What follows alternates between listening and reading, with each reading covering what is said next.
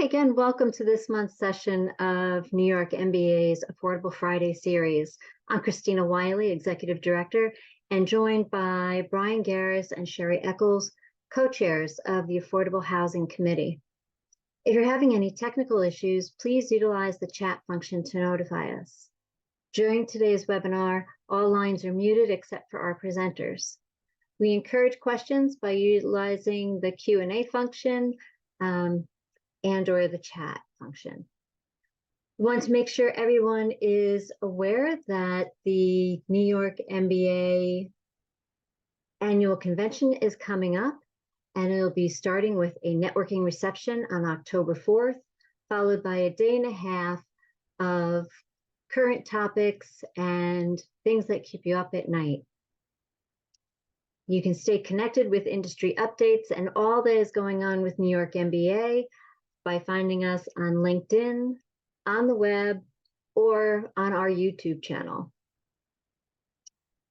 We also recommend that all mortgage professionals join the Mortgage Action Alliance. It's free and easy to sign up, and your voice is then heard not only in Albany, but also in DC on important issues related to mortgage industry events and issues.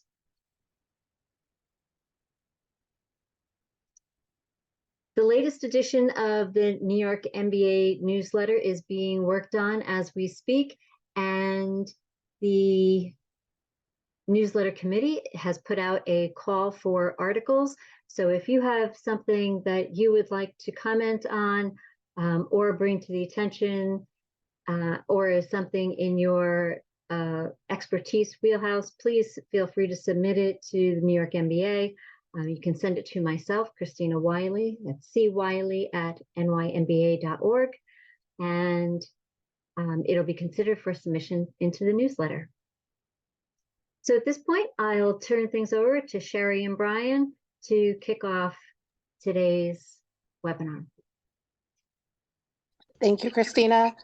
This is Sherry Eccles. I want to thank you for joining us today for our Affordable Friday seminar, and I am absolutely thrilled to be able to introduce my colleague, who is Mr. John Luddy. He is our Senior Vice President of Reverse Mortgage Lending at NORCOM Mortgage. John's been in the business for 40 years, and he spent the first 20 doing purchases and first-time homebuyer transactions, and then the last 20 he's been focused exclusively on helping elderly homeowners with reverse mortgages. And so I will tell you, we are in for a treat. He is the NORCOM resident go-to person for anything reverse mortgage related, but also really anything sales or mortgage related. And if you're looking for advice that is wise and witty, he's a great person to go to. So I'm really excited he agreed to come on and do this for us. And so I'll turn it over to you, John, and feel free to activate your camera again so we can all see your Irish smile. Well, thank you very much. Thank you all. Thank you to the organizers, and thanks to each of you for participating on a Friday afternoon. I've been challenged with talking to you for perhaps a half hour and then leave some time for your questions. So please feel free, if you have a question during the presentation, you can just start filling in the little chat, and Sherry's going to help me by reading those at the end, and we'll do some rapid fire questions, and usually my answers are long and sometimes boring. But I have been asked to just encapsulate, why do we think that perhaps reverse mortgages play into the affordability portion of our business? And so I'm going to try to keep my comments in focus. So one of my prompts is always my magnifying glass, and certainly boys knew to start a fire when we were kids, you had to keep your magnifying glass in tight focus. So I'm going to try for a half hour to talk about reverse mortgages as it speaks to affordability for our senior homeowners, typically people over 62. So I want to talk about that. I want to tell you that reverse mortgages are a needs-based mortgage. We are answering a specific need that the senior, I'm going to call a senior homeowner, and we'll talk about using a reverse mortgage to purchase a home. So they're not yet a homeowner, maybe, but a senior homeowner, we're going to address certain needs that they might have. And the industry believes that we're only helping about 5% of the people that could be helped by a reverse mortgage. Only 5%, maybe as low as 2% of the people that should be applying for a reverse mortgage to address a specific need actually go forward and do that. And that's because when a senior is in need and they go to a trusted advisor, that trusted advisor might not know that the reverse mortgage is a solution or a possible solution to their need. So I think I'd like to talk about the needs that we address and how a reverse mortgage could speak to that under the umbrella of affordability. So let's talk about what's going on in the marketplace. Values in properties are going up throughout the whole state of New York. And with an increase in value comes with it an increase in local property taxes. So that's one of our number one needs that we're addressing. Seniors who have been retired for any period of time cannot any longer afford the property charges of their home. Property taxes go up, but their Social Security probably is not going to go up in proportion. So allowing a senior to access the equity, and that's what a reverse mortgage does, in order to pay their property taxes without having to make a monthly mortgage payment. The senior can access their equity. They don't have to make any payment until they permanently leave the home. So what's going to cause you to permanently leave your home? You get your Irish up, move to Florida. You move to assisted living, or God forbid, in with a relative. You meet your final rewards. So hopefully we're able to keep seniors home until they meet their final rewards. And part of that is accessing that equity to pay those local property taxes. Now, let me tell you that a senior could take money at the closing. They can take monthly checks. They can put money in a line of credit. And I'd like to talk to you about that line of credit for a moment, because many of you might be familiar with those three components, but many, even in the industry, don't realize the value of the line of credit. The line of credit for a reverse mortgage is unlike a bank line of credit in that there's never the payment kicking in so long as the homeowner stays in the home and keeps their taxes and insurance up.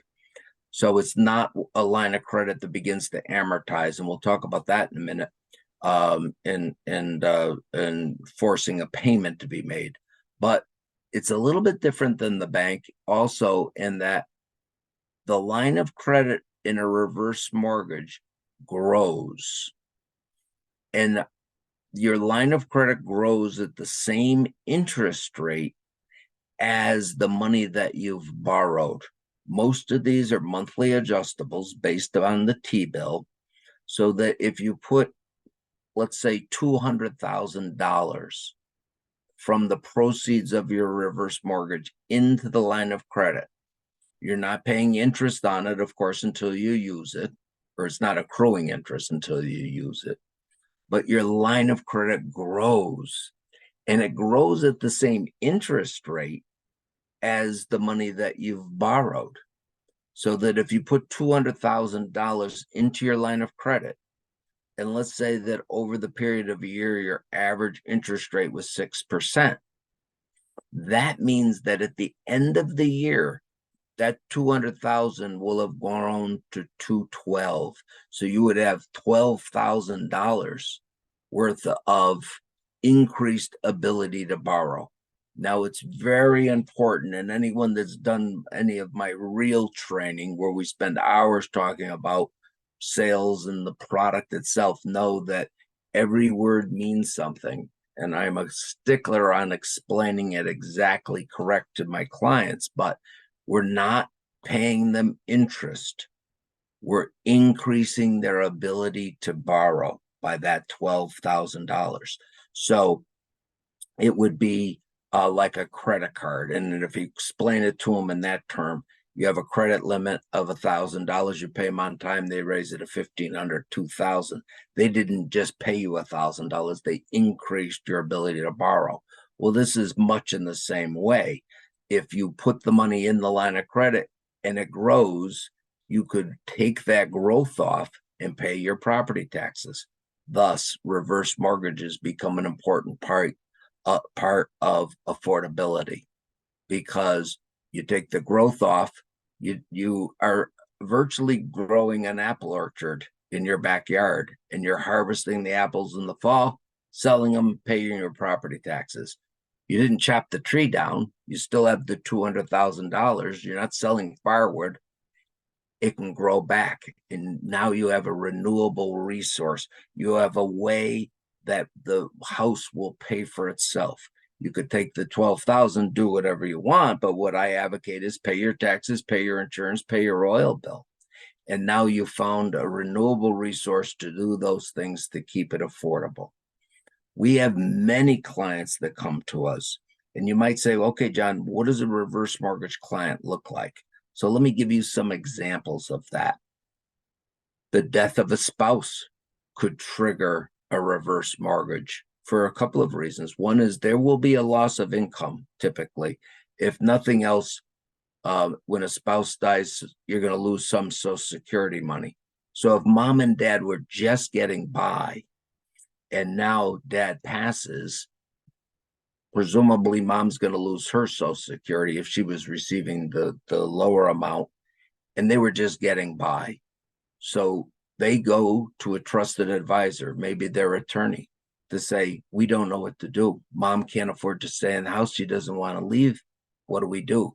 And if that trusted advisor has been schooled by you on the reverse mortgage, that would be a great way, not only to help you and do another loan, but also to help that senior homeowner stay in their home and be comfortable and find a way to replace that income, thus making that house affordable. They might have a situation where dad passes, daughter's brought in to help mom pay bills, and mom's never opened the business mail. They've been married 30, 40 years, and they find out dad owes $50,000 worth of credit card debt they didn't know about. They go to their attorney and say, we didn't know about this. We want to go bankrupt on this. And they say, you can't. You have too much equity in your home. Let the equity in your home pay those off so mom can stay comfortable. In-house healthcare, a huge reason to use a reverse mortgage. People, if they have in-house healthcare, that healthcare worker typically becomes like part of the family. So they might have someone there that's been helping mom for 3 years, but now they've exhausted their resources and they have no way of funding that. They're confronted now with selling the house and putting mom in a convalescent home. They don't want to do that. Nobody wants to do that. They could use the reverse mortgage to fund that in-house healthcare. So, sales tip, in-house healthcare agencies are a great referral source for you because they're selling a service that most people can't afford for too very long. Another is seniors that have been using their line of credit at the bank. And we find traditionally those folks come to us that have had a line of credit for 10 years.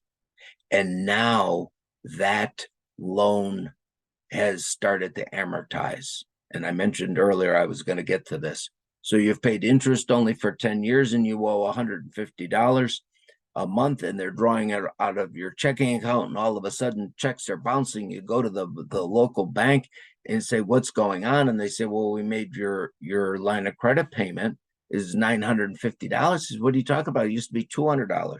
Well, now it's amortizing on a 20-year basis.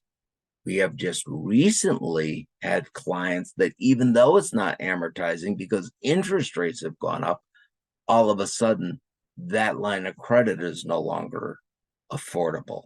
And those people have already been using their equity. So a reverse mortgage is an easy bridge to cross to say, this is a home equity loan without that monthly payment, although there is no prepayment penalty. So, and if I can touch on that as a reverse for purchase, I will get to it.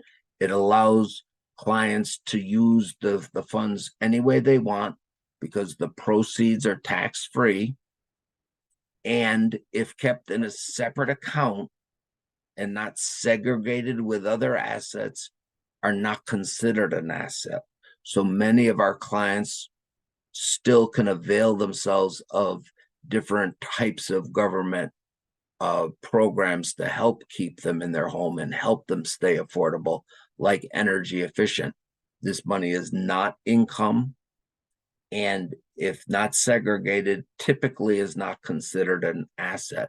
They can use the money perhaps to retrofit the house, to make the house more handicap acceptable. We've handicapped bathrooms, we've put in ramps, we've done all those aging in place repairs to a home. So that's another great way to use your home equity to keep you safe and safe at home. Some of the other things that you want to be on the lookout for perhaps is the self-employed borrower. Maybe the self-employed borrower who was a blue-collar self-employed business owner. We see a lot of guys and gals, but a lot of guys that maybe owned a plumbing business and they put 5 kids through college. They have a nice home, but never really was able to sock away any money in their 401k. And so now they're left with just their Social Security, and it's just not enough to pay their local property taxes and oil bills. So that's another lead source or another group of clients, the self-employed realtors. You know, most real estate agents along the way have bought a nice piece of property, but probably haven't been able to sock any money away for retirement. So typically we do a fair amount of realtors themselves. And when we're talking to realtors and making the connection about reverse mortgages, many times we're talking about reverse for purchases, because you can use a reverse mortgage to purchase a home. And let's suppose I am 68 this year. I have a home that, you know, maybe had been worth 450. Right now it's going crazy, but let's just say it's a 450 house. And I decide I'm on 2 acres, I have a pool, I have a greenhouse, I have a lot of work to keep my property up to speed. So we decide that we're going to not downsize. Seniors are not downsizing, they're right sizing. They're moving closer to children. They're maybe moving to properties that are all on one floor. So let's assume this is a fictitious story, but it works. We decide that we want to go find one of these places that are newly developed for senior, all on one floor, 55 and up. My wife and I go to an open house. My wife falls in love with the model unit. It says 450 and up. I say I could sell my house for 450, buy this house for 450, and have no monthly mortgage payment. The only problem was the and up. The and up was what my wife fell in love with the marble countertops and all of that. And it ends up being not 450, but 550. So now, in order to buy that home, I've got to use all of the equity from the home I'm selling and $100,000.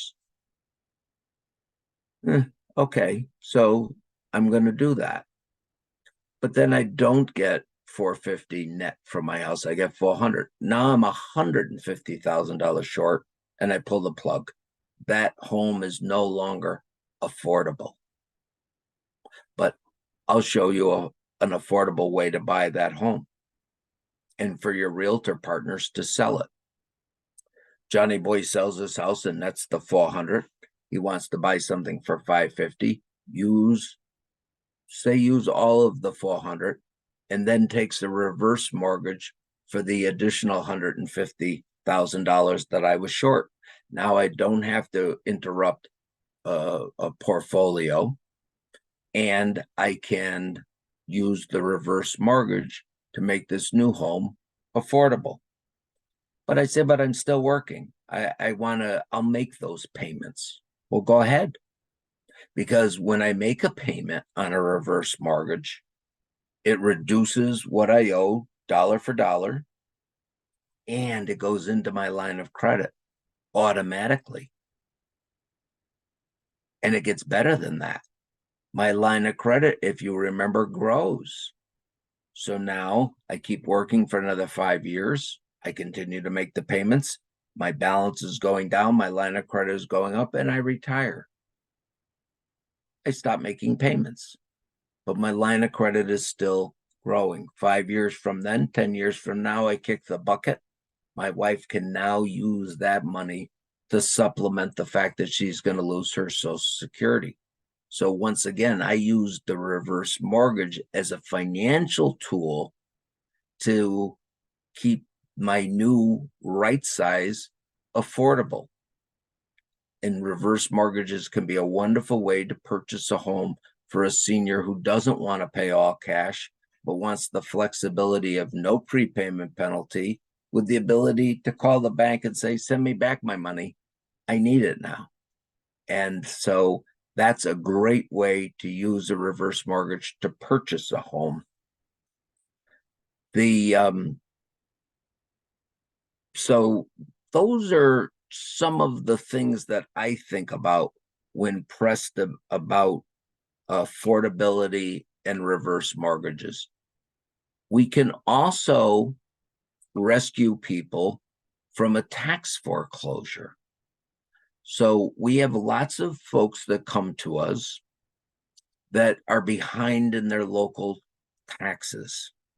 Now, we really care about property taxes because this is a non-recourse mortgage. You can never owe more than the house is worth because the federal government insures it to the lender. Okay. Typically, when we lenders talk to a client about mortgage insurance, it's to protect the lender. With a reverse mortgage, it protects the lender. It protects the homeowner, their estate, and their family, that you could never owe more than the house is worth. So how does this work?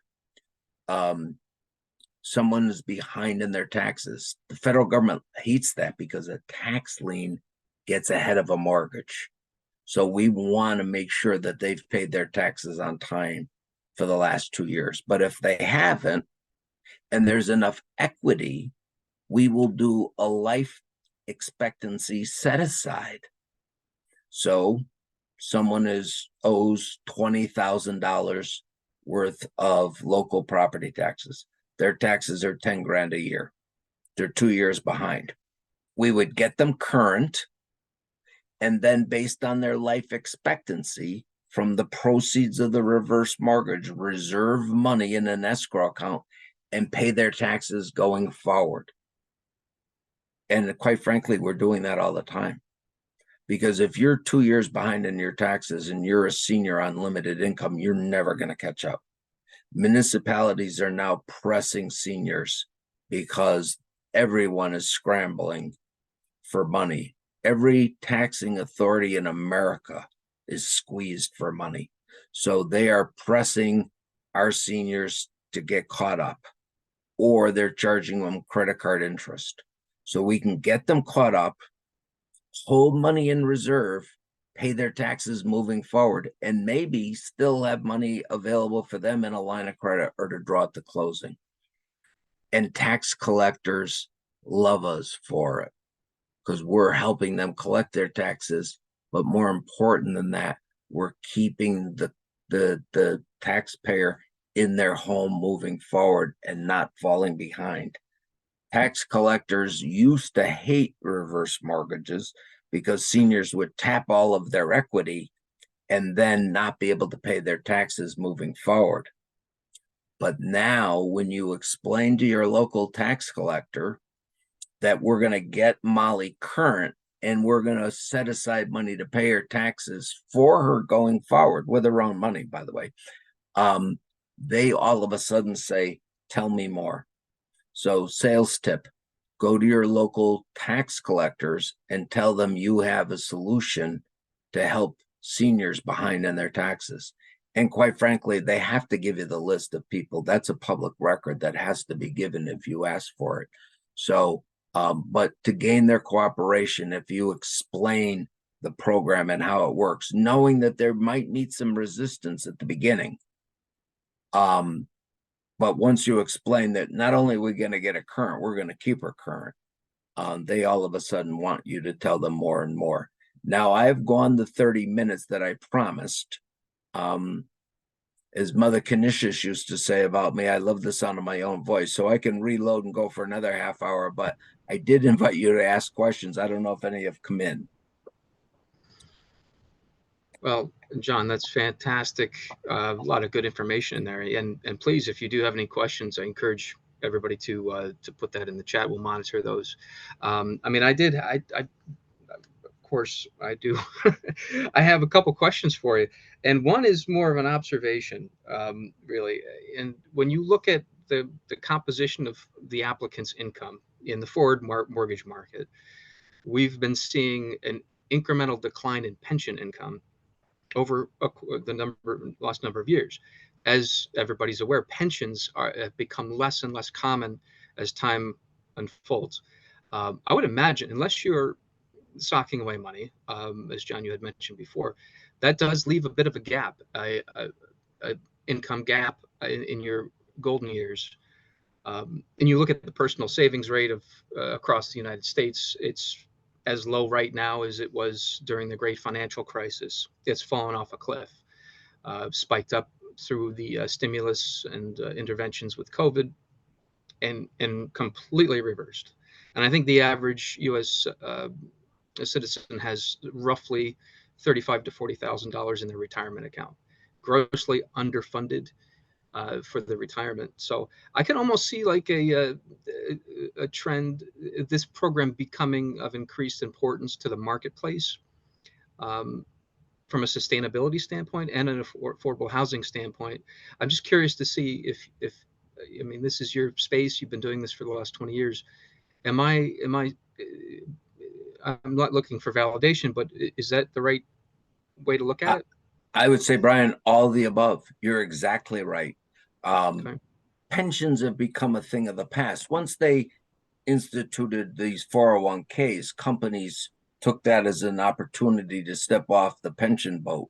So very few clients have pensions anymore. And if they do, it's $120 a month. It's minuscule.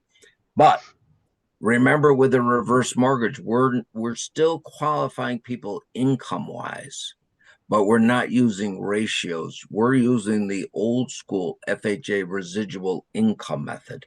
So we take their income, take taxes and insurance off, and they need a residual after maintenance, utilities, and repairs. So our clients qualify with just their Social Security. And we can also use the proceeds of the reverse mortgage to qualify them. So even a client with no income, we say, well, yeah, but they have this asset. And so these are not qualified the same way a traditional mortgage would be, running ratios. We have a lot of folks that come to us that really only want to borrow $100,000. They may have $1 million home. They go to the bank and the bank says, your ratios don't work. And they say, well, I'm putting up $1 million asset. Well, it doesn't matter. The federal government's not going to let us lend you the money. So this absolutely. But again, remember what I said about the self-employed. Those are folks that not only didn't have a pension, they also didn't have a 401k because there's just never enough money. And if you own a blue collar business, quite frankly, there's three ways that that's going to go. You're either going to run it down the rat hole and stay too long and not have enough equipment to continue to fix the modern cars, and we see that, or you're going to give the business to your son and he's going to run it down the rat hole. Daughters usually don't, but sons do. And then or you're going to sell the business and take back the mortgage, and the new owner is going to run it down the rat hole. And then you're going to have the business back in 5 years and there's nothing left. And so we do a lot of self-employed blue collar people who just couldn't save. And the demographics of this country, 10,000 people a day turn 65 in the United States. And we're sitting on $37 trillion worth of home equity. Yeah. So yeah, the age demographic is an issue. You have not so much an inverted pyramid in this country, but there's a lot of folks, the baby boomer generation, peak retirement age is like now. So, yeah, and that's, I mean, what do you think the average age of the reverse mortgage applicant would be? The average age traditionally had been, and our average client was a 72-year-old widow. That's changed. We have people now waiting to apply for their 62nd birthday. Some of them have been forced into retirement early, perhaps because of health reasons, cutbacks. There's always the unforeseen consequence. And if you're going to be successful, you've got to figure out a way to always make lemonade out of those opportunities. During the pandemic, let me tell you, we did a lot of people who had been working part-time, had been retired, but were working part-time, not just to pay their golf membership, but also to pay their taxes and their oil bill. And some of them lost their job. Some school bus drivers. We had a couple of people that rode the school bus, but schools weren't open, so they lost that job. And then their children said, Dad, you are not going to go back to driving the school bus. First, it's too hazardous with COVID still. And, you're kind of losing your fastball driving. And we had a lot of folks forced into retirement because of COVID. Right. They lost their part-time jobs. Yeah. Lack of income. It's a perfect catalyst for something like this. And it's nice that it's there. And not cost. To pivot to, and increase cost, but not to pivot to government spending. But the way things, in my personal opinion, way things are shaping up is that we have such an imbalance between tax receipts and unfunded mandates and whatnot, where we have to sell secured treasury bonds to raise funds to pay for the debt. And it seems to be unsustainable. If you extrapolate that out 10 years from now, the interest on the federal debt is projected to be just unsustainable. So I would imagine that government spending at some point would be, maybe it doesn't decrease, but they'll be looking for ways to cut cost. And how painful it may be. We've heard discussions about cutting costs in Social Security, Medicare. Those items just, it's a little bit scary out there when you think about some of those things and juxtapose some of the innovations that have happened in the healthcare industry, the at-home care, as you just discussed before. There's always a lag between what's covered by insurance and what's not. And some of the, obviously you want to take advantage of your benefits, right? But having the at-home care availability objectively could be the best way to maintain your sanity and live out quality years of your life. And I forget the term you used, your great reward at the end. Based on what you've discussed, that seems to be a very viable option. Someone that doesn't have a 401k, but they do have a house free and clear. Not everybody has that 401k. Not everybody owns their house free and clear, but they have the 401k. So nice option when it comes to that. And forgive me, I'm Brian, well, I rant on myself, so we could be dueling banjos because let me tell you about people that maybe have been prudent. See, the downturn in the economy hurt savers, not investors, but people that were saving money in the old days when I started this business 20 years ago. But the saving rates shrunk when interest rates went down so much. But there's also now the investor class that realizes the sequence of return and how a reverse mortgage might be able to help them. I grew up in New Britain, Connecticut, and I use this as an example. Most people on this call are not familiar with New Britain, Connecticut, but they're familiar with Stanley Works because everyone has a Stanley screwdriver or a Stanley hammer, and they were headquartered in New Britain. I mean, the president lived up the street from me growing up, so I'm very familiar with Stanley Works, and I use that as an example because everyone's got a Stanley tool in their toolbox. But if you worked at Stanley or you bought Stanley stock, when I was in high school, it was trading at $50. It went up to 100, and it was like, holy moly. So if you retired when your portfolio of Stanley Works stock was at 100, the pandemic hit, it went down to 70. But then people stayed at home and they started adding on to their homes and they started doing stuff. Stanley went to $200 a share. And then after the pandemic eased off, it went back down, hovered at 100, and now went back to 70 and now to 95. If you could use the reverse mortgages line of credit, you can borrow against it when you're down to 70 and wait till you go back to 100 in order to take those distributions. So financial planners are a great way for your folks in your organization to go to get leads for reverse mortgages, for standby reverse mortgages, using them to what the financial planners call the sequence of return, which money to spend first. And because these are open-ended mortgages, they can borrow it and pay it back when their portfolio balances, because people's 401ks have taken a hit this week.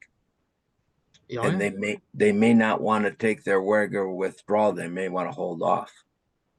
That makes an abundance of sense. And for those of you out there that offer the reverse mortgage, you can be a financial planner's greatest asset in this space. I would imagine not all of them understand the intricacies of how that can play a role in the larger picture of managing folks, their portfolios, and making them efficient. I mean, obviously, if you're over leveraged in a particular stock and 1 year was excellent and the next year it's, how did this become a penny stock? And why do I need to liquidate a much larger percentage of my holdings to maintain my lifestyle? It makes perfect sense when you look at it like that. People on this call should understand that the great benefit of reverse mortgages is the negative reputation it has.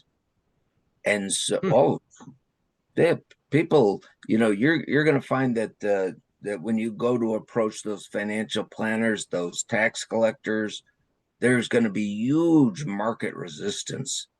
I see that as the best part of these things, because then you're able to use your ability to sell and to explain and to educate and teach them the value of this. And the one who teaches someone how to do it is going to be the one that gets that deal. And it's important to, the Irish saying of the day, a trade ill learned is a curse. Learn your products well. Product knowledge gives you the courage to be in the middle of the fair selling it. Learn your trade well, and then go out and spread the good word. Awesome. Hey, John, we just got a question in the Q&A. Yes. And so can you get a reverse mortgage if the deed is in a trust? Excellent question. The easy answer is yes. Sometimes we have to amend the trust In the old days, it had to be a revocable trust. It doesn't any longer. So what we ask our clients here at Norcom to do is send us a copy of the trust. We send it off to an attorney, Paul Lovegrove, who all the lenders agree. If he writes a letter saying this is compliant with the HUD regulations, they'll close the loan. Sometimes it's not a problem at all. Sometimes we have to tweak the trust. Some people want to put the house in the trust after the closing. We say, well, show it to us before. So, but yes, absolutely. Many of our clients, there's been a lot of changes in the reverse mortgage business. And again, I don't want to turn you into reverse mortgage experts on this call, but trusts are something that's really expanded, and we're much more flexible about that.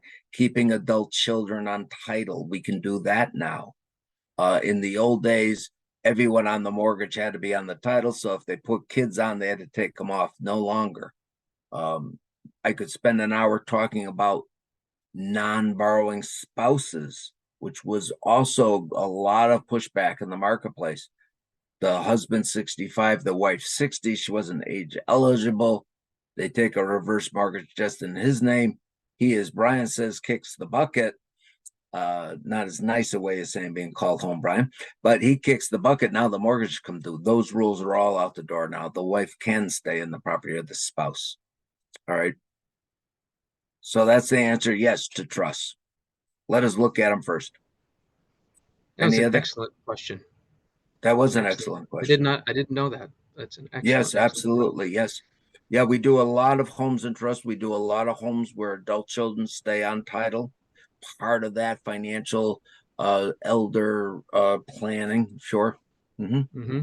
We have a lot of people that have transferred the title to their children and have a life use, and you can leverage a life use for a reverse mortgage. So the children are the technically the owners of the property, but mom is using life use. Yep. Wow, that's excellent. It's about time. Yeah. So John, you're an industry expert in this. You've been specifically in the reverse space for 20 years. As advice for the folks that don't have that particular background, where would you pursue? What would be your best source of business or your most effective use of your time to try to cultivate the relationships in this reverse mortgage space and help folks maintain affordable housing? Well, I would suggest to you, Sherry's heard me say this ad nauseum. You want to be a perennial, not an annual. An annual is a big burst of color, a show off, and then dead in a year because it can't withstand the weather, the climate. A perennial builds a strong root system. The first year it sleeps, the second year it creeps, and the third year it leaps. How does that relate to us? If you're in the mortgage business and you chase leads, specifically refis, that's going to go away, which it did. But if you build a strong root system of referral partners, you can withstand that climate because those referral partners are out there working really on your behalf, because now when they see it, they recognize it as an opportunity. So if you go out and if you ask me what should folks do, really, perhaps some of them even to reinvent themselves. And one of our sponsors today is Johnson's Baby Shampoo. This is an iconic brand, Brian. This is iconic. But they realized modern parents didn't want to pour something they perceived as dye over their kid's head. So they took the yellow dye out and they reinvented themselves. And I believe that everyone on this call has to remember that you've got to reinvent yourself as market conditions change around you. It's like the boiling water. The same boiling water can harden an egg and soften a potato. Well, that boiling water is our overall world economy. There's nothing we're going to be able to do about that. But what are you going to do as an individual? Because you react differently. Softens the potato and hardens the egg. What are you doing? And one of the things that you could be doing is offering more products to more clients and expand your network. So to answer your question, attorneys, my number one referral source, all types of attorneys, not just elder attorneys, but your bread and butter, because when people hit the rocks in life, they go to their attorney. When dad dies, when they open those bills, when they want to keep mom at home, when they get a silver divorce, another reason to do a reverse mortgage. Attorneys, in-house healthcare, financial planners, local tax collectors, other mortgage officers, credit unions and banks that don't offer it, that Molly is sitting in their lobby saying, how can I pay you $900 on my line of credit? It was $100 last month, and I only make $3,000 of Social Security. Those people, they're desperate to find a local person that they can refer that reverse mortgage to. So that would be my advice. Build a network of referral sources. Start with, and I didn't want to turn this into my general sales speeches, but we're really supposed to be talking about affordability of reverse mortgages. But the key to success, it's not what you know. It's not who you know. It's who knows of you. There are a lot of people that know of you that you don't know who they are. So each mortgage officer in America, if they're going to stay in the business, they've got to sit down, maybe this weekend, get a legal pad and write, who are the people that know of me? So who knows of me? I'll give you an example. As a little secret, I'm a second generation funeral director. My family is in the funeral business in New Britain for 60 years. There are people that just recognize my name from the funeral home. I'm the last of 5 children. So my brother Tom, God be good to him, is 10 years old now. His friends know of me, but I don't know them.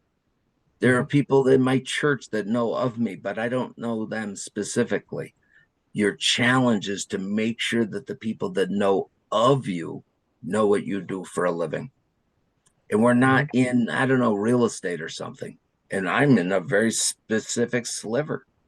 So that would be what your challenge for success is, making sure that the people that know of you know what you do for a living, and then continue to reinvent yourself to be flexible and to work to market conditions. And again, with the potato and the egg, don't fight the world. I mean, it's good advice. You gotta play your own cards. When I'm doing mortgage training here at Norcom, I always tell people, play your own cards. Don't do what I do. I don't script people, but do something that works for you and find what works for you. And there's no secret out there that these are tough times, and people have got to do more selling and perhaps less easy marketing. Forget Facebook and go out and see clients face to face. Quite right. That's my old man advice. John, that's beautiful. I'm so glad that this is being recorded, because part definitely want to revisit. Yeah, write this down, because when I'm dead, yeah, okay. Yeah, this one about great. That's great. Hey, John, Sherry, did you have anything else? I don't see any other questions. Yes, I did actually. I wanted no to other ask questions? John about his holiday tie, but before I do that, I want to just remind everybody that the first annual New York NYMBA statewide Habitat Build Day is coming up at the end of September. So we're actively looking right now for sponsors and volunteers to come and help out on a habitat build. There are 15 different affiliates all across New York State that are participating. So there's going to be one somewhere near you. And you can go to the Habitat website, which is habitatnys.org. And under their events is the link to that. So I would love to see all of you there and support this, what's hopefully going to be the first annual, which we optimistically named the first annual in the hopes that it goes so well that we wind up doing them more. But it's a great way to raise awareness of Habitat's good work. The sponsorship dollars will go to support their mission all across New York State. And it gives us an opportunity to go out there and show the communities that we're there for them and we want to provide support. So now that I've done that little soapbox speech, John, please tell us about your holiday tie. Before I tell you about my holiday tie, I want to ask you, Sherry, you know, every word means something. Is this your first golf tournament? It is not. So you had another one. This is the first annual. It's a habitat build day, and it's a Oh, that is habitat. our, The habitat. yes. Well, your first one isn't an annual. It's not an annual to your second one. But again, I'm Yeah, word. no, I completely agree, and we Okay. deliberated All right. over that when we were talking about the name, and we decided Yeah. we were going to be optimistic and say for Yes. sure there's going to be another one.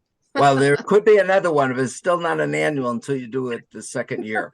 So let me explain my holiday tie. And that, you know, as a lot of you see that I use a lot of prompts when I'm training. Like I have my sponge, because your clients, you pour the information in a little at a time, and don't overwhelm them. Your clients absorb information at the same rate in which they speak. So watch their speech pattern. If they talk slow, slow down. Most people that try to explain reverse mortgages talk too fast. So why my holiday tie? The decisions you make in the next 2 weeks, the sales calls that you make in the next 2 weeks, the people that you're in front of in the next 2 weeks are going to dictate what type of a holiday you're going to have this year. And you're now setting the agenda for what your holiday season is going to look like. Is it going to be plentiful, or is under the tree going to be sad? And the next 2 weeks to 4 weeks are going to dictate that. So I've already started to dress in my Santa Claus uniform. In fact, I've been banned from the mall because I have my pandemic beard on and little kids chase me around thinking I'm Santa Claus.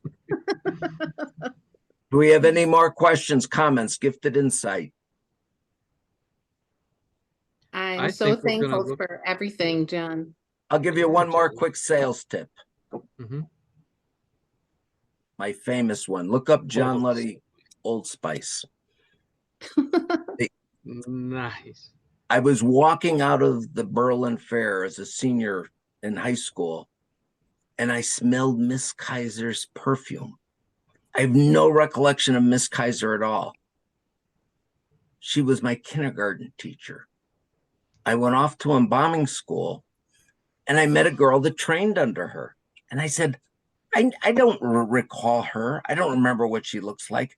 I smelled her perfume, and whammo, I had a flashback to kindergarten.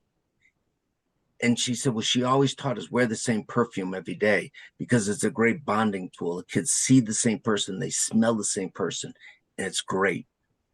I wear Old Spice every day, all day long. And when I walk in, my clients say, you smell just like my father used to. Oh, Oh, that's the deal. that's the deal. That's the deal. Well, Love listen, it. we really appreciate you coming on, John. It's been a pleasure and very, as Beverly had said in the chat, very informative. I'm thankful to have you and great to meet you. Well, Just want thank to you. whet Thank you. Yeah, appreciate it. And just want to whet the appetite for the next Affordable Friday. We're going to have John Thibodeau from Fannie Mae on. He's the vice president and the single family real estate with Fannie Mae. Is going to talk about real estate owned properties. That's his area of expertise. He manages REO for Fannie Mae on the national level. So that will be a don't miss event. That's September 15th. We've got Greg McDonald coming in, another Fannie Mae representative, specifically talking about affordable lending and housing equity. That'll be October 20th. And as Sherry mentioned, the statewide habitat event I have, at least on my calendar, September 29th and September 30th. So correct me if I'm wrong on that, Sherry, but those are the dates we've outlined for that. And we look forward to as much participation as we can get in those events coming up. And again, John, it's been an excellent last hour. We're going to finish up right on time. And any last words for us? Sell, sell, sell. Sell, sell, sell. The career you save may be your own.